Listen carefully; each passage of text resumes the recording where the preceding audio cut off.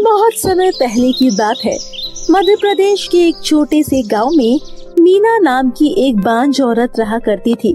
5 साल पहले मीना की एक विकास नाम के आदमी से शादी हुई थी।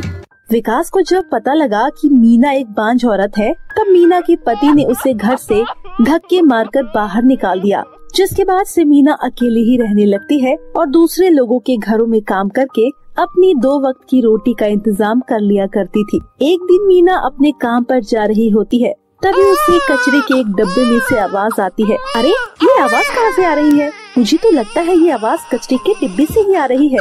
मीना पास जाकर उस कचरे के डिब्बे में देखती है तो उस कचरे के डिब्बे में 2 जुड़वा बच्चियां लेटी होती है। उन्हें देख करके मीना बोलती है, अरे, ये बच्चियां कचरे के डब्बे में कैसे रखी हुई है? लगता है इनके माता पिता ही यहाँ पर छोड़कर चले गए हैं, पर फिर भी मैं एक बार गांव में जाकर पूछती हूँ कि ये किनके बच्चे हैं।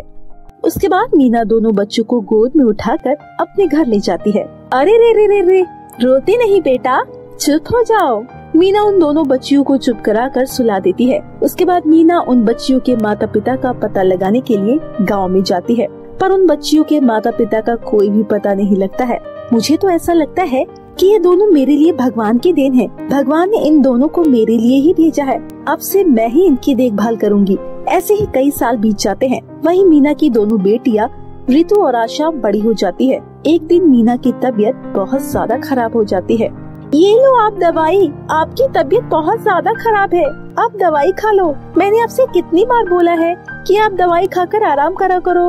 हाँ माँ, आशा बिल्कुल सही कह रही है। अब आपको काम करने की बिल्कुल जरूरत नहीं है, आप आराम करिए।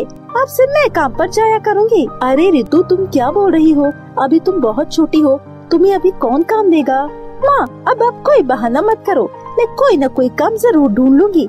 आशा, अब से तू घर पर रहकर माँ का ख्याल रखना और मैं बाहर जाके काम किया करूँगी। इतना बोलने के बाद ऋतु काम करने के लिए निकल जाती है। पूरा दिन भटकने के बाद, सेठ जी, क्या आपके पास मुझे कोई काम मिल सकता है? सेठ बहुत ही चालाक और कंजूस इंसान था। उसके दुकान पर कोई इसीलिए काम नहीं करता था क्योंकि वो काम करवाने के बाद भी मजदूरों को कम पैसे दिया करता था। क्योंकि ऋतु खुद ही सेठ के पास काम मांगने के लिए आती है, तो वो सोचता है, वैसे भी मेरे पास कोई काम नहीं करता है, ये लड़की खुद मेरे पास काम मांगने आई है, जरूर इसको कुछ मजबूरी रही होगी, तो क्यों ना मैं इसे कम पैसे में ही अपने काम पर रख लूं। हाँ, ठीक है लड़की, तेरा काम ये है कि तुझे जंगल से लकड़ियाँ काट कर दुकान पर लेकर आना होगा, जिसके लिए तुझे दिन के 50 रुपए मिलेंगे। अगर तुझे मंजूर है तो तू कल से दुकान पर आ जाना। दिन के 50 रुपए बहुत ही कम होते हैं, पर फिर भी ऋतु काम करने के लिए राजी हो जाती है। ऋतु अगले दिन से ही काम पर जाना शुरू कर देती है। वो सुबह सुबह जंगल में लकड़ियाँ काटने के लिए जाती। लकड़ियाँ काटने के बाद वो सेठ की दुकान पर वो लकड़ियाँ देने जाया करती थी। ऐसे ही दिन बीत रहे होते हैं। एक दिन जब ऋतु जंगल में लकड़ियाँ काटने जा रही होती है, तभी उसे एक मासूम हिरन घायल अवस्था में दिखाई देता है। अरे, लगता है कि ये हिरन बहुत ही ज्यादा जख्मी है, जिसकी वजह से ये यहाँ पर बेहोश पड़ा है।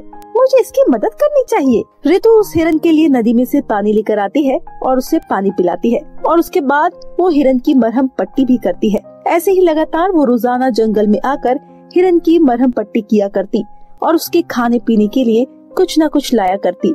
एक दिन हिरन बिल्कुल ठीक हो जाता है और वो ऋतु का बहुत ही अच्छा दोस्त बन जाता है। एक दिन वो हिरन ऋतु को अपने पीछे पीछे एक नदी की तरफ ले जाता है। नदी के पास जाते ही हिरन बहुत जोर जोर से अपनी आवाज निकालने लगता है, जिसके बाद वहाँ पर एक परी प्रकट होती है। परी के प्रकट होते ही ऋतु बिल्कुल हैरान हो जाती है। मैं परीलोक की नैना परी हूँ। मैं प्रत्येक वर्ष पृथ्वी पर किसी अच्छे और नेक दिल व्यक्ति की मदद करती हूँ। ये हिरन मेरा ही भेजा हुआ हिरन है, जिसको मैंने इस जंगल में घायल अवस्था में छोड़ दिया था। मैं ये देखना चाहती थी कि कौन इस हिरन की मदद करता है। मैं प्रत्येक वर्ष ऐसे ही लोगों की परीक्षा लेती हूँ, इसके बाद ही मैं लोगों की मदद करती हूँ। जंगल में कई सारे लोग आए, पर किसी ने भी हिरन की मदद नहीं करी। तुम एक नेक दिल और अच्छी लड़की हो, इसीलिए तुम्हें जो भी मांगना है तुम अपनी इच्छा से मांग सकती हो। परी जी, क्या आप मुझे एक अच्छा सा घर दे सकती है जिसमें सारी सुख सुविधाएं हो? मेरे घर में मेरी माँ और मेरी छोटी बहन है। मेरी माँ की तबीयत हमेशा खराब रहती है और मेरी बहन ही घर का सारा काम करती है। अगर मुझे ये सारी सुख सुविधाएं मिल जाएगी तो मेरी बहन की काफी अच्छी मदद हो जाएगी। और मेरी माँ भी एक अच्छे से बिस्तर पर आराम कर सकेगी। हाँ जरूर बेटा, ये लो एक जादुई घर। इस घर में जरूरत का सभी सामान है जिससे कि तुम अपनी आगे की जिंदगी अच्छे से गुजार सकती हो। इस घर में एक अलमीरा है जो कि जादुई अलमीरा है। उस अलमीरा में अगर तुम किसी भी चीज की थोड़ी सी मात्रा डालोगी तो वो तुम्हें बहुत सारी मात्रा में वो चीज दे देगी। धन्यवाद परी, आपने मेरी इतनी मदद करी। ये एहसान मैं आपकी कभी नहीं भूलूंगी। पर मैं आपसे एक चीज और मांगना चाहती हूँ। बोलो बेटा, तुम्हें क्या चाहिए? ये हिरन मेरा दोस्त बन चुका है तो मैं ये चाहती हूँ कि ये हिरन भी अब मेरे पास ही रहे। क्या आप मुझे ये हिरन दे सकती हैं? हाँ बेटा जरूर, आपसे ये हिरन तुम्हारी रक्षा भी करेगा। परी के इतना बोलते ही परी वहाँ से गायब हो जाती है। जिसके बाद रितु अपने घर जाकर के सब कुछ अपनी माँ को बताती है। अरे ये क्या रितु, मुझे तो ये कोई सपना लग रहा है। दीदी सच में कोई जादुई घर होता है? मैंने तो आज तक सिर्फ जादुई घर के बारे में सुना था। दीदी चलिए ना, हम लोगों को उस जादुई घर में लेकर। आशा के इतना बोलने के बाद रितु अपनी माँ और अपनी बहन दोनों को उस जादुई घर में लेकर जाती है। वो पूरा घर ऐसा लग रहा था जैसे मानो कोई महल हो। आशा और मीना दोनों ये सब देखकर बड़े ही ज्यादा खुश हो जाती हैं। आशा तो खुशी के मारे नाचने लगती है और अच्छे अच्छे कपड़े और मेकअप करके देखती है और नए नए कपड़े पहनने लगती है। ऐसे ही हंसी खुशी से उनके दिन बीत रहे होते हैं। ऐसे ही कुछ दिन बीत जाते हैं। सेठ सोचता है कि पता नहीं क्या हुआ कि रितु अब काम पर नहीं आती है। सेठ को रितु का घर मालूम नहीं था, इसीलिए वो सोचता है कि क्या पता रितु लकड़ियाँ काट कर कहीं और तो नहीं बेचती है। ये बात का पता लगाने के लिए सेठ जंगल की ओर चला जाता है। जब सेठ जंगल में पहुंचता है तो वो देखता है, अरे जंगल में इतना बड़ा घर कहाँ से आ गया? ये तो बिल्कुल महल जैसा लग रहा है। आज से पहले तो ये घर यहाँ पर था ही नहीं और आखिरकार ये घर है किसका? इस बात का पता लगाने के लिए सेठ उस घर की खिड़की से झांकता है तो वो देखता है कि रितु अलमारी में राशन के कुछ दाने डालती है और फिर चंद मिनटों में अलमारी उसे बहुत सारा राशन देती है। ये सब देखकर सेठ सोचता है, अच्छा तो ये घर रितु का है। इसने मेरे साथ बहुत ही बड़ा धोखा किया है। जब ये यहाँ पर लकड़ियाँ काटने आती होगी तभी इसके हाथों में ये चमचमाती अलमीरा लगी होगी। ये मेरे हिस्से की अलमीरा उसने अपने घर में रख ली। उसने मेरे साथ धोखा किया है। अब तो ये अलमारी मैं उससे लेकर ही रहूंगा। सेठ बहुत ही ज्यादा गुस्से में आ जाता है और वो रितु से अलमारी को छीनने के लिए कुछ भी करने को तैयार हो जाता है। सेठ रात होते ही रितु के घर में दबे पाँव अंदर की ओर जा रहा होता है। तभी वो हिरन उठ जाता है। हिरन के उठते ही सेठ वहाँ से भाग जाता है।